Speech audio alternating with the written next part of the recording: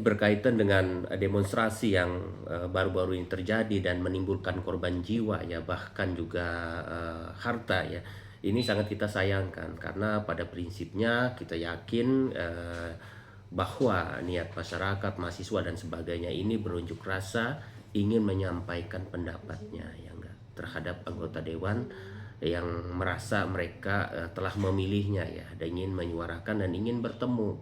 Namun apa yang terjadi ya dalam prosesnya mereka berdemonstrasi dengan secara damai, mereka tidak diberikan ruang ya. Bahkan tidak ada anggota dewan yang mau menemui, menghampiri atau memberikan ruang mereka melalui koordinatornya atau ketua-ketua timnya gitu untuk berdiskusi.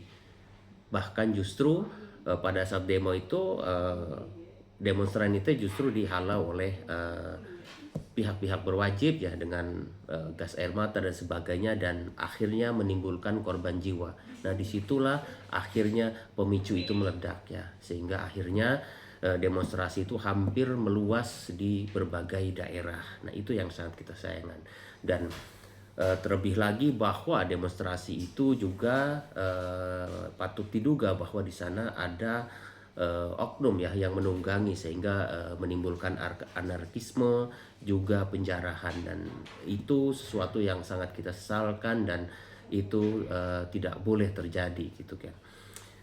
Dan terkait penjarahan dan anarkisme itu merupakan ranah hukum tersendiri karena itu bisa berbuntut pidana ya. Oleh karenanya saya menekankan dan memesankan bagi semua pihak yang telah melakukan penjarahan untuk mengembalikan barang tersebut ya. Karena bagaimanapun polisi tidak akan tinggal diam dan pasti akan mengidentifikasi orang-orang yang telah melakukan penjarahan. Nah, berkaitan dengan anggota dewan ya yang akhirnya dinonaktifkan ya bahkan rumahnya dijarah ya ini juga kita turut prihatin ya pada prinsipnya anggota dewan ini ibaratnya kena apes saja ya. Mereka berperilaku pada posisi yang kurang tepat dan berbicara pada ruang dan waktu yang kurang tepat. Kurang tepatnya bagaimana ya karena masyarakat ini sedang dalam merasa sulit ya, merasa sulit akibat juga terhimpit ekonomi juga kebijakan-kebijakan pemerintah yang dianggap tidak justru tidak membantu gitu loh keadaan ekonomi saat ini berimbas ke akhirnya ke mereka-mereka ini anggota DPR ya. Apalagi diawali dengan beredarnya informasi bahwa ada tunjangan 3 juta rupiah. Sebenarnya tunjangan 3 juta ini sudah istilahnya pengganti perumahan dan perumahan itu sudah ada sejak dulu gitu loh dan masyarakat tidak pernah mempermasalahkan itu gitu loh. Kenapa ini akhirnya jadi dipermasalahkan? Karena masyarakat dalam kondisi yang sangat sulit saat ini. Ditambah kebijakan-kebijakan seperti pajak dan sebagainya yang kian hari kian menghimpit.